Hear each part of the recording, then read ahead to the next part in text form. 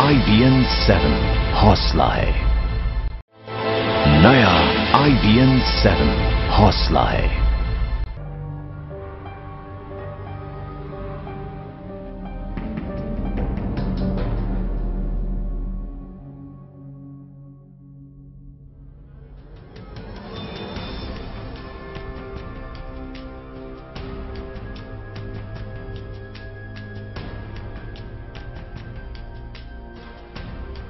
बस मौत का मंजर था। भागो भागो भागो, इस तरीके से सब लोग भागे। एक को 10-10 को एक की कब्र में डाल रहे थे। कब्रिस्तानों में जगाने नहीं, दफनाने के लिए।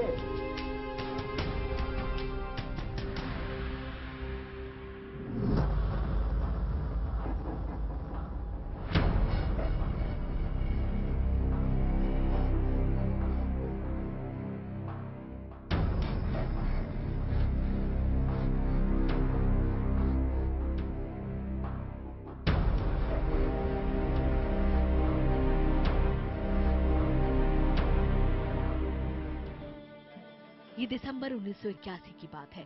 भोपाल का यूनियन कार्बाइड यहाँ काम करता था साजिदा बानो का शौहर अशरफ। जहरीली गैस ने अशरफ की जान ले ली। अशरफ की मौत ने इशारा किया कि फैक्ट्री में कभी भी कोई भी बड़ा हादसा हो सकता है। 3 साल बाद ये इशारा हकीकत बन गया। इस बार साजिदा ने अपना बेटा खो दिया। वो ये कहते थे कि वहाँ इतनी जहरीली गैसें हैं साजिदा कि अगर हम बात करने में जो लिप्स खुलेंगे वो लिप्स बंद करने की नौबत नहीं आएगी। मिस्टर हमारे उसी में ऑन ड्यूटी एक्सपायर हो गए, बेटा उसी में खत्म हो गया मेरा, और हम दोनों पूरे जूझ रहे हैं आज तक। और हमें क्या मिला? कुछ नहीं मिला।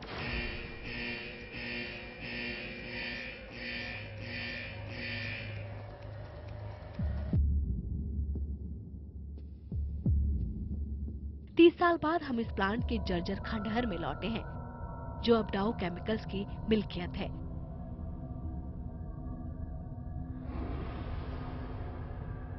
You see the left side, a big pipe is going up to the top. उस दिन केमिकल प्लांट के ऑपरेटर TR चौहान थे। वो मौत के उस सिलसिले को याद कर सिहर उठते हैं। This is the tank number 610.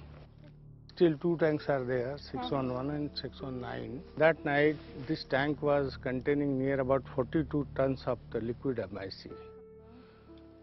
That got reacted with the water along with the contaminant that include sodium hydroxide compound and iron compound. They are highly catalytic material for the MIC. So because of the contamination with impurities and water, the runaway chain reaction started. As per Union Carbide report, on that night, 26,000 pound of reaction product along with 54,000 pound of unreacted MIC released into the atmosphere of Bhopal on that night. हम JP नगर में हैं और आप देख सकते हैं कि union carbide की फैक्ट्री यहाँ से 300 या 400 मीटर की दूरी में है। जेपी नगर की बस्ती में गैस कान का सबसे बुरा प्रभाव पड़ा। जेपी नगर एक ऐसा अकेला ही बस्ती नहीं था। जेपी नगर के जैसे 13 और बस्तियां थी जो जहरीली गैस की शिकार हुई।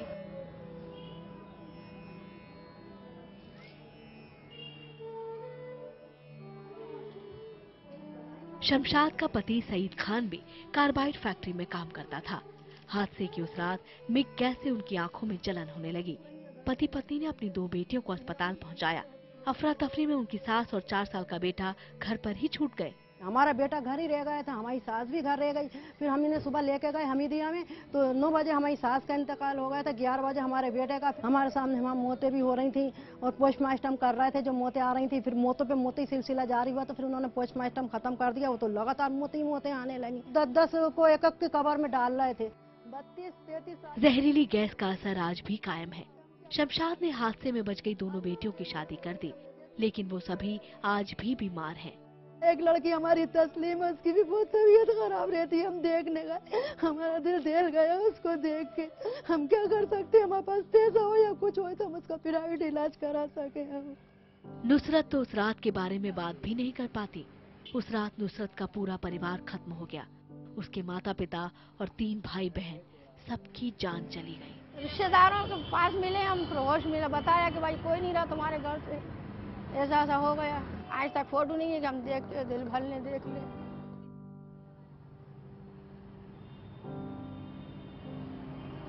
सब कुछ मिल जाता, माँ बाप नहीं मिलता।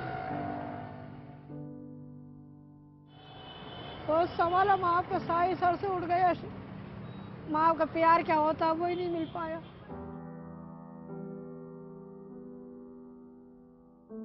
शहर में अफरा तफरी थी। जहरीली गैस से बचने के लिए लोग घर छोड़कर भाग रहे थे, लेकिन यूनियन कार्बाइड के अफसर और सरकार दोनों ही नदारद थे। यहाँ तक कि वरिष्ठ पुलिस अधिकारियों को भी नहीं पता था कि क्या हो रहा है। I could see the gas go away, or come out as a plume. It was coming out. So I made an attempt to approach that place. I met another security guard. So he said कि sir वो काम कर रहे हैं, so आप वहाँ मत जाइए, वहाँ काम चल रहा है. People were dying was known only at about 3:34 in the morning, and Professor Hiresh Dutt was the first one to tell me that then he probably must have followed up, and he was the first one to tell me that the leaked gas is cyanide. Then there was a series of people. By the time it was morning, somebody said 60 dead, then 70 dead, and then of course the numbers just went berserk. डॉक्टरों को भी नहीं समझ आ रहा था कि क्या करें। उन्हें कोई जानकारी थी ही नहीं कि क्या हुआ है और इसका इलाज क्या है। They have died as a result of the respiratory failure, asphyxia, and all were having the pulmonary edema. The lung was severely edematous due to the less oxygen. There was the edema over all the other organs. The lungs, they were having the hemorrhages. कुछ ही घंटों में हजारों लोग दम तोड़ चुके थे। अस्पताल में कई हफ्ते तक बीमार लोगों की भारी भीड़ थी। बावजूद इसके कार्बाइड के अफसरों ने डॉक्टरों को ये जानकारी नहीं दी कि वो किस तरह की गैस थी।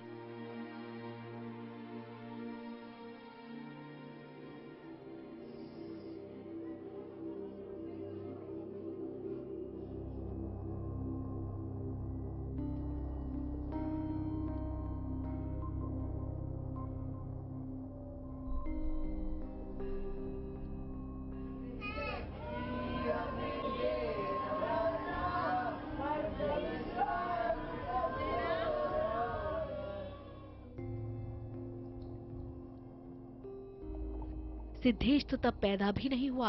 वो तो हादसे के 19 साल बाद इस दुनिया में आया है, लेकिन वो भी उस त्रासदी के पीड़ितों में है। वो मानसिक और शारीरिक तौर पर अपंग है।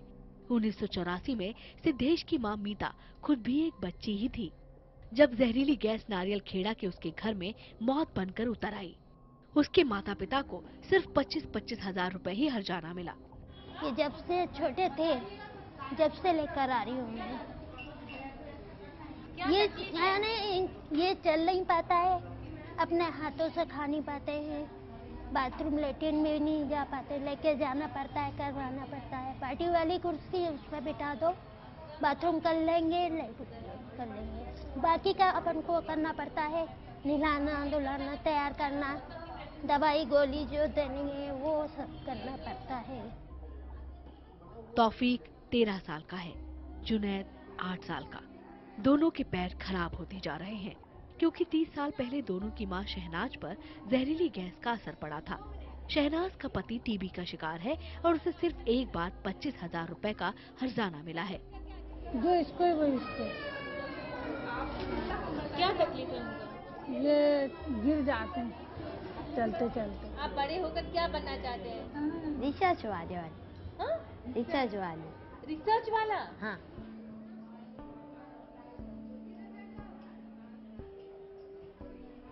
आलिया मोहम्मद खान की बड़ी बेटी है। खान का कहना है कि उसे कभी भी हर्जाना नहीं मिला क्योंकि वो उत्तर प्रदेश से आया मजदूर था। आलिया मिर्गी से पीड़ित है। जब हम उससे बात कर रहे थे तब भी उसे दौरा पड़ा। ये हेलमेट हमेशा लगा रहता है ताकि गिरने पर उसके सिर को चोट न लग जाए। बहुत कमजोर हुई थी, रोई वगैरह नहीं तो लोग बाग कहने लगे वो होते हैं ऐसे कमजोर बच्चे और सही भी हो जाते हैं। तो जब ये 1 साल की थी तब इन्हें फिट्स आने लगे। राशिदा बी और चंपा देवी दोनों गैस त्रासदी की पीड़ित हैं। दोनों लंबे वक्त से इंसाफ के लिए संघर्ष कर रही हैं। हादसे में रशीदा बी ने अपने परिवार के 7 लोगों को खो दिया था। हादसे के अगले दिन को याद कर वो सिहर उठती हैं। या अल्लाह मौत दे दे, या भगवान मौत दे दे। मौत उस दिन बहुत अच्छी लग रही थी, तो जब थोड़ी सी भी आँख खोलने की कोशिश करते थे तो लोग लाशों पे से निकल रहा है, मरे मरे पड़े हैं बच्चे, माँ की गोद से छूट गया, माँ नहीं उठा रही है, और लैट्रिन बाथरूम आप से आप निकल रहा है, कोई किसी को होश नहीं है, बस भाग रहे हैं। अमान। चंपा देवी और राशिदा बी ने चिंगारी ट्रस्ट बनाया ताकि गैस पीड़ितों के बच्चों और बच्चों के बच्चों को इंसाफ मिल सके। विडंबना है कि पीड़ितों के बच्चों को तो गैस पीड़ित भी नहीं माना जाता। तो हम लोगों का कहना यही है कि जहाँ भी कंपनी लगती है वहाँ के लोगों को कंपनी से बात करना चाहिए कि आप यहाँ पे क्या करने वाले हैं और उसका अगर नुकसान होगा तो उसकी भरपाई कैसे करेंगे और उससे बचने के क्या उपाय होंगे।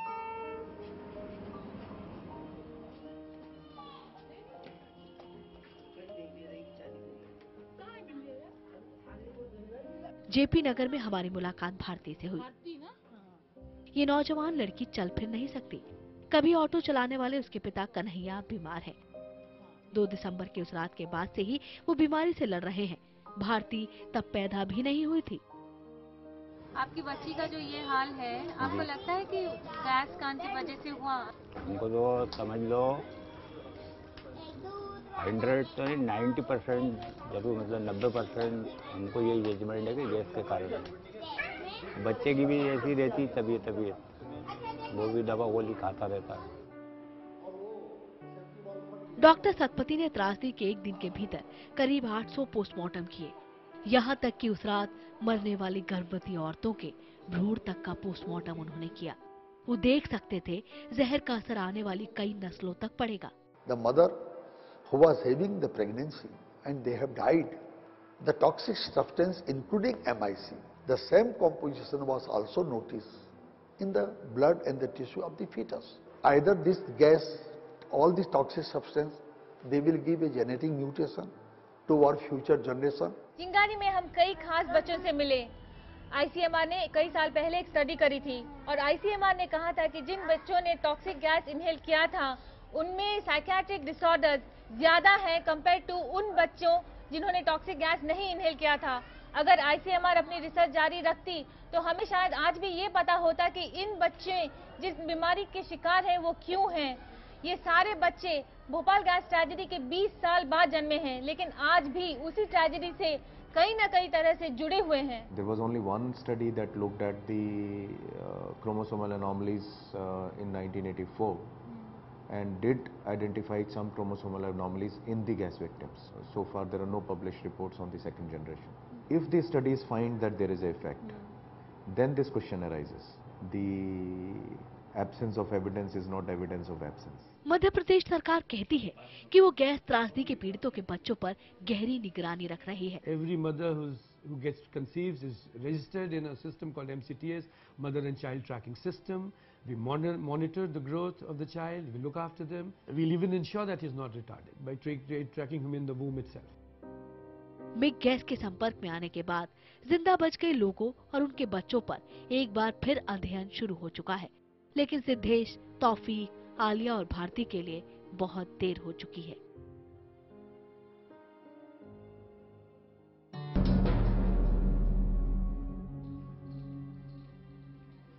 भोपाल गैस त्रासदी को 30 साल बीत चुके हैं, लेकिन जो जिंदा बच गए थे उनकी जिंदगी नर्क से कम नहीं है। तमाम बीमारियां हैं इन लोगों को, लंग्स, लीवर, किडनी, स्किन, आंख और भी तरह तरह की बीमारियां। हमें दिया हुआ है, टीबी हॉस्पिटल हुआ है, जिनसे चोर आया वहाँ की लई, साकर अली की लई मैंने, और DIG के बंगला की लई, कमला नेहरू की लई, प्राइवेट करी। जब से मेरा इलाज चल रहा है तो चल ही रहा, दवा बंद नहीं। भोपाल मेमोरियल अस्पताल में 4 लाख रजिस्टर्ड मरीज हैं। सुप्रीम कोर्ट के आदेश के बाद बने इस अस्पताल के हालात भी कोई अच्छे नहीं हैं। अस्पताल में ऐसे 18 पद लंबे वक्त से खाली हैं जो बेहद अहम हैं। The most crucial where I have nobody is nephrology. That is one area where I have nobody right now. It's being managed by the medical officers and the MD doctors. We have already floated this advertisement 4 times and we had no applications coming. Cardiologist नहीं है यहाँ, neurologist नहीं है यहाँ, dialysis होती है लेकिन nephrologist नहीं है। दवाओं की भी अभी तक कभी इस अस्पताल में कमी नहीं होती थी, लेकिन अब पेशेंट से मॉनिटरिंग कमेटी को ये भी शिकायत मिल रही है कि कई बार दवाएं नहीं मिलती हैं। This is not mud, this is benzene hexachloride. Gas leak होने से पहले 15 साल तक यूनियन कार्बाइड फैक्ट्री का कचरा फैक्ट्री के भीतर ही 21 जगह और बाहर 3 तालाब में फेंका जाता था, जिसने यहाँ के हवा पानी में जहर घोल दिया। मसलन इस कीचड़ में बेंजीन हेक्साक्लोराइड है। आप देख सकते हैं कि जहरीला कचरा अभी भी यहाँ पर पड़ा हुआ है। इसमें बहुत खतरनाक पारा भी है। हैरानी की बात यह है कि प्लांट में 340 टन जहरीला कचरा आज भी पड़ा हुआ है। We have the telexes that were sent at that time from the Bhopal plant to the headquarters in the US, and these telexes show that the high density polyethylene lining that was supposed to isolate the toxic material had actually cracked, and we know that the leak, and through these documents we know that the leak of toxic stuff happened as early as 82. ये जगह उन जगहों में से है जहां पे union carbide India limited ने लगातार अपना टॉक्सिक वेस्ट डंप किया। ये माना जाता है कि ये जमीन और ये मिट्टी अब जहरीली बन चुकी है। 30 साल के बाद भी इस जमीन को सुधारने का काम अभी तक शुरू नहीं हुआ। सवाल ये है कि इसके लिए जिम्मेदार कौन है? सरकारी और सिविल सोसाइटी की कम से कम 17 स्टडीज में प्लांट के भीतर और आसपास जहरीला कचरा पाया गया। इस कचरे में बेंजीन, लेड, क्रोमियम और खतरनाक पारा भी है। इन इलाकों के पानी भी प्रदूषित हो चुकी थी, लेकिन सरकार को 26 साल से ऊपर लग गए साफ पानी मुहैया कराने के लिए। आज तक सरकार के पास ऐसी कोई योजना नहीं कि ये प्रदूषण यहीं तक सीमित करके रखे। अगर 20 साल से ऊपर कोई प्रदूषित पानी पिए तो उसकी सेहत के ऊपर इसका क्या असर होगा, आप ये समझ सकते हैं। The moment the UCL waste that is lying, 340 tons, that is disposed of, the remediation work will begin. 110 crore project. We have an agency which has been identified. It's just waiting for this thing to move away from there, and we start this. We'll have to present it to the Supreme Court. 1985 में भारत सरकार ने खुद को Bhopal gas पीड़ितों का प्रतिनिधि घोषित किया था। सरकार ने यूनियन कार्बाइड के खिलाफ 3.3 अरब डॉलर के हर्जाने का दावा ठोका, लेकिन 1989 में अदालत के बाहर हुए एक हैरान कर देने वाले समझौते में सरकार ने सिर्फ 47 करोड़ डॉलर के हर्जाने को स्वीकार कर लिया। एंडरसन को हमारी सरकार ने ही यहाँ से जाने दिया था, उसको रिलीज कर दिया था। तो ये इससे बड़ा शर्मनाक कुछ नहीं हो सकता भारतीय जुडिशियल हिस्ट्री के लिए। 7 दिसंबर 1984 सुबह 8 बजे वॉरेन एंडरसन भोपाल पहुंचे। भोपाल पहुंचते ही उनको अरेस्ट कर दिया गया, लेकिन आश्चर्य की बात तो वो थी कि 4:30 बजे इस जिले के उच्च अधिकारी ने उनको गाड़ी में बिठाया और स्टेट प्लेन पर जाकर बिठा दिया। वॉरेन एंडरसन भोपाल से निकल गए। कोचर कमीशन बिठाई गई ये जांच करने के लिए कि वॉरेन एंडरसन का निकल जाने के लिए कौन जिम्मेदार है। कोचर कमीशन अभी तक अपनी रिपोर्ट सबमिट नहीं की है और वॉरेन एंडरसन भी मर चुके। उन दिनों केंद्र में और राज्य में कांग्रेस की शासन थी। It is a fact that you were one of the persons who escorted Anderson now. 30 years after, do you regret that? I do. But I complied with the orders of the government. That's all that I can say. ये है तब 1,02,000 applications. इन बक्सों में 1 लाख से ज्यादा याचिकाएं हैं। पिछले 30 साल में ये याचिकाएं भोपाल गैस के पीड़ितों ने दी हैं। सुप्रीम कोर्ट और भोपाल की स्थानीय अदालतों में दायर फौजदारी और दीवानी मुकदमे आज भी लंबित पड़े हैं। इससे सरकार और यूनियन कार्बाइड दोनों की जवाबदेही और जिम्मेदारी को लेकर संगीन सवाल खड़े होते हैं। अफसोस की बात यह है कि जवाब किसी भी तरफ से नहीं आ रहा है। वहाँ अरसा हुआ था अमेरिका में तो उन्हें 16-16 लाख दिए गए। हमारे क्या इंडिया के लोग के कीड़े मकोड़े हमें की मौजा कहते हैं।